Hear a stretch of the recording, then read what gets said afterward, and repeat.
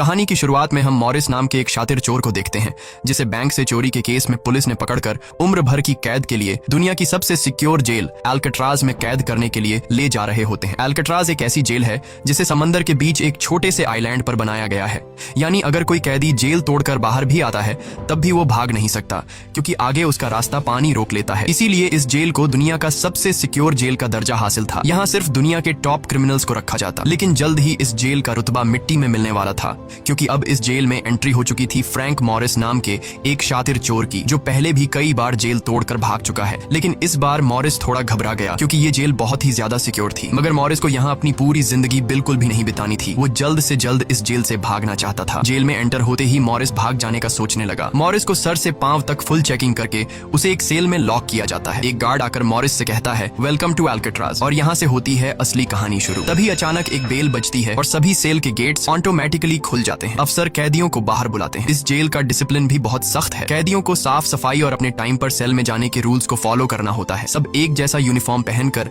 Line में breakfast खाने आ जाते हैं। मॉरिस के सामने लिटमस नाम का एक कैदी होता है। मॉरिस पूछता है कि मुझे तो कांटा ही नहीं मिला, अब मैं नूडल्स कैसे खाऊंगा? लिटमस उसे कहता है, अबे ये तेरा घर नहीं है, जो तुझे मिला है उसे चुपचाप खा ले। तभी वुल्फ नाम का एक खतरनाक कैदी मॉरिस को चिढ़ाने लग जाता है। वुल्फ से जेल में हर एक कैदी तंग था। वो यहाँ हर एक कैदी पर अपनी मनमानी चलाता था और उस पर बलात्कार के ढेर सारे केस भी हैं। इस जेल में एक से बढ़कर एक खतरनाक कैदी रखे जाते हैं। यहाँ लिटमस मॉरिस से थोड़ा खाना मांगता है और इस दौरान मॉरिस उसे अपनी प्लेट दे देता है। जब मॉरिस टेबल के नीचे से देखता है तो उसे पता चलता है कि लिटमस खुद खाना नहीं खा रहा बल्कि वो चूहे को दे रहा है। रात को एक गार्ड मॉरिस को वार्डन के पास लेके जाता है। जब मॉरिस वार्डन के ऑफिस में पहुंचता है तो वार्डन मॉरिस से कहता है कि मैं जानता हूं कि तुम बहुत ही शार्प माइंड हो और बहुत इंटेलिजेंट भी हो, लेकिन वो सब यहाँ किस काम का, क्योंकि तुम्हारे जैसे यहाँ कितने आए और गए पर यहाँ से कोई बच नहीं पाया। यहाँ कैदी बहुत ही स्ट्रिक्ट रूल्स फॉलो करते हैं। 2 महीने में एक बार ही कोई तुमसे मिलने आ सकता है और वो भी तब अगर मेरा मूड अच्छा हो। वार्डन बहुत ही सख्त इंसान है जो जरा सी गलती पर भी कैदियों को बहुत ही स्ट्रिक्ट पनिशमेंट देता है। वार्डन कहता है, यहाँ से भागने का सोचना भी मत, नहीं तो तुम्हारे टुकड़े टुकड़े कर दिए जाएंगे। जिस पर मॉरिस जवाब देता है, नहीं सर, आपके होते हुए यहाँ से कौन भागने का सोच सकता है। लेकिन असल में पहले दिन से ही मॉरिस के दिमाग में यहाँ से भागने की प्लानिंग शुरू हो चुकी थी। इस दौरान मॉरिस मौका देखते ही वार्डन का नेल कटर चुरा लेता है, जो वैसे तो बहुत ही छोटी सी चीज थी, पर मॉरिस को पता था कि अल्काट्राज जैसे जेल में इस छोटे से नेल कटर से भी बहुत बड़ा काम लिया जा सकता है। मॉरिस वापस सेल में आते ही इस नेल कटर को बाइबल में छुपा देता है। अगले दिन बाथरूम में वुल्फ फिर मॉरिस को परेशान करने लगता है, पर इस बार मॉरिस उसे छोड़ने वाला नहीं था। अब मॉरिस अपना असली रूप दिखाता है और उसे पकड़कर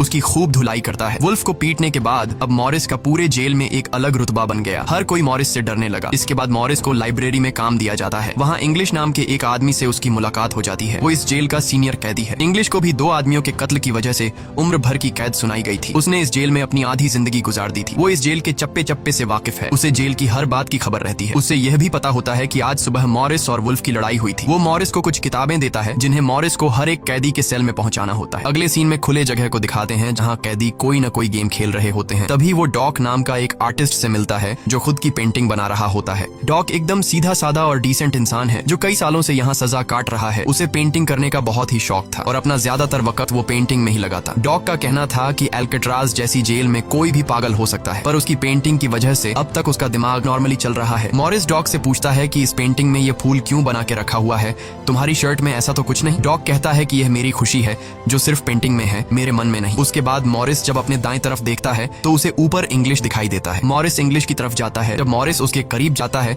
तो उसके चेले मॉरिस को रोक देते हैं। तब इंग्लिश इशारा करता है कि अपना ही आदमी है, आने दो। मॉरिस उसके पास जाकर बैठ जाता है और तुरंत अपने दिल की बात छेड़ देता है। मॉरिस उससे कहता है कि यहाँ से बचने में आप मेरी मदद करेंगे। ये बात सुनकर इंग्लिश तो हंस पड़ता है। देखो बेटा, ये महज सिर्फ जेल नहीं है, ये हम सबकी कब्र है। यहाँ से निकलना है तो पहले हमें मरना पड़ेगा, तब जाके हमारी डेड बॉडी यहाँ से कब्रिस्तान तक पहुँच पाएगी। चलो मान भी लो कि तुम इन बड़ी दीवारों पर चढ़ भी गए और उसके बाद खतरनाक फोर्सेस को क्रॉस भी कर लिया और किसी जादुई शक्ति से तुम यहाँ के सैकड़ों गार्ड से बचकर जेल से बाहर भी निकल जाओ, तब भी यहाँ से भाग नहीं पाओगे क्योंकि आगे तुम्हारा रास्ता समुंदर रोक लेगा। इसलिए टाइम बर्बाद मत करो और चुपचाप सजा काट लो, कम से कम जिंदा तो बचे रहोगे। लेकिन मॉरिस अपने इरादे का पक्का था। वो हर हाल में इस जेल से भागना चाहता था। उस रात एक अफसर मॉरिस को बताता है कि तुम्हें कल से कारपेंट्री का काम दिया गया है। 1 घंटे का 50 सेंट्स दिहाड़ी भी दी जाएगी। मॉरिस फौरन इस काम के लिए राजी हुआ क्योंकि उसे लगा कि वहाँ उसे कोई ऐसा औजार मिल सकता है जिससे उसके भागने में काम आ सकता है। अगले दिन मॉरिस लिटमस से यहाँ से बचने का रास्ता पूछता है। लिटमस कहता है, अरे ये तो बहुत ही आसान है, हर सेल में एक एयर वेंट होता है, उसके जरिए तुम छत पर पहुंच सकते हो, वहां से शायद तुम बच पाओ। और मॉरिस की बातों पर मुस्कुराते हुए वहां से चला जाता है। तब डॉक मॉरिस को खबरदार कर देता है कि वुल्फ तुम्हारी तरफ आ रहा है। तभी वुल्फ मॉरिस पर चाकू से वार करने आता है। मॉरिस अपना कोट हाथ में लपेटकर उसके साथ लड़ने लग जाता है। इतने में एक गार्ड उसे रोकने आता है तो वुल्फ गार्ड पर भी चाकू से वार कर देता है। अब मामला बिगड़ जाता है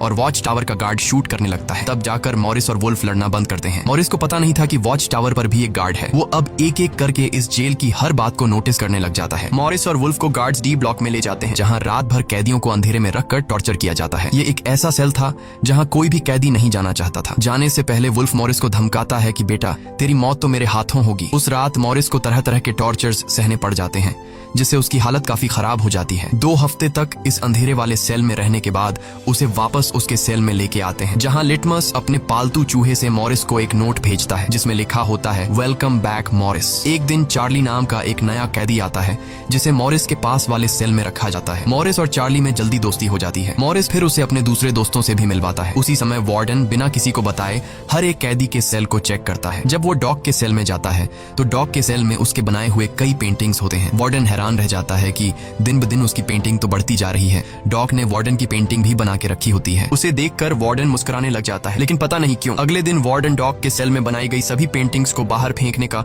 गार्ड्स को ऑर्डर देता है। वार्डन के इस फैसले ने डॉग को अंदर से पूरी तरह तोड़ दिया, क्योंकि डॉग सिर्फ अपनी पेंटिंग के ही सहारे जिंदा था। वह अपने हर एक बनाए हुए पेंटिंग से बहुत प्यार करता था, क्योंकि यहाँ उसकी सिर्फ एक ही खुशी थी और वो भी उस बेचारे से छीन ली गई।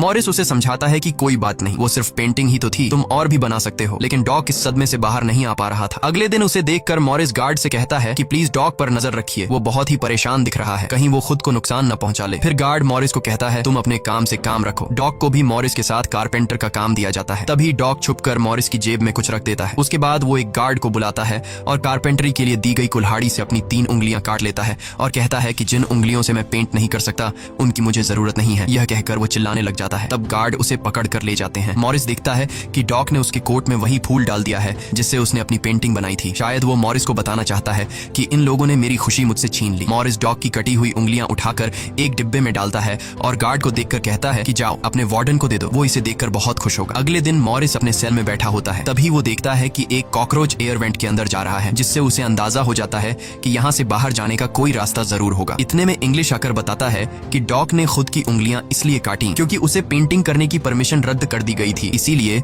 उसने तंग होकर अपनी उंगलियां काट ली। यह जानकर मॉरिस को बहुत गुस्सा आता है। अगले दिन डाइनिंग हॉल में वार्डन मॉरिस से पूछता है कि तुम इस डॉग को इतना सपोर्ट क्यों कर रहे हो। वह कहता है ऐसा कुछ नहीं है। ये कहकर मॉरिस वापस टेबल पर जाकर बैठ जाता है। वहाँ उसकी मुलाकात 2 भाइयों जॉन और क्लैरेंस से होती है, पर मॉरिस उनसे ऐसे बात करता है जैसे वह उन्हें पहले से जानता हो। जॉन और क्लैरेंस दरअसल ये दोनों किसी और जेल में मॉरिस के गैंग में थे। जॉन को अब जेल से भागने का काम आसान लगने लगा, क्योंकि ये दोनों भाई मॉरिस की तरह शार्प माइंड थे और अब ये तीनों जेल से भागने की प्लानिंग करने लगे। दोपहर को चार्ली की गर्लफ्रेंड उससे मिलने आती है। दूसरी तरफ इंग्लिश की बेटी उससे मिलने आई होती है। इंग्लिश अपनी बेटी को देखते ही उसकी आंखों में आंसू आ जाते हैं, क्योंकि उसकी बेटी उसकी गैर मौजूदगी में काफी बड़ी हो चुकी थी और इंग्लिश को अपनी बेटी का बचपन न देख पाने का बहुत अफसोस था। दूसरी तरफ चार्ली को उसकी वाइफ बताती है कि तुम्हारी माँ बहुत बीमार है और डॉक्टर कहते हैं कि वह 1-2 महीनों से ज्यादा नहीं बच पाएंगे। ये बात सुनकर अब चार्ली भी अल्काट्राज से भागने का सोचने लगता है और इतने में गार्ड आकर कहता है कि बात करने का समय खत्म हो चुका है। अब चार्ली बहुत परेशान होता है। वह उस रात मॉरिस से कहता है कि अगर तुम यहाँ से भागने का प्लान बनाओ तो मुझे भी शामिल कर लेना। अगले दिन मॉरिस, चार्ली, जॉन और क्लैरेंस की मीटिंग होती है। तब मॉरिस उन्हें बताता है कि हर सेल का एयर वेंट ऊपर छत पर खुलता है और दूसरी बात ये कि ये जगह खारे पानी से भरे समुद्र के बीच है, जिसकी वजह से दीवारें कमजोर हो गई हैं। मेरे पास एक नेल कटर है और मैंने खुदाई पहले से शुरू भी कर दी है। अगर मैं थोड़ा थोड़ा करके खोदूं और एक छोटा सा टनल बनाकर छत पर पहुंच जाऊं तो इस जगह की जांच करने के बाद पता चल जाएगा कि यहाँ से कैसे भागा जा सकता है। जॉन पूछता है कि रात को अगर गार्ड्स को पता चल गया कि तुम अपने सेल में नहीं हो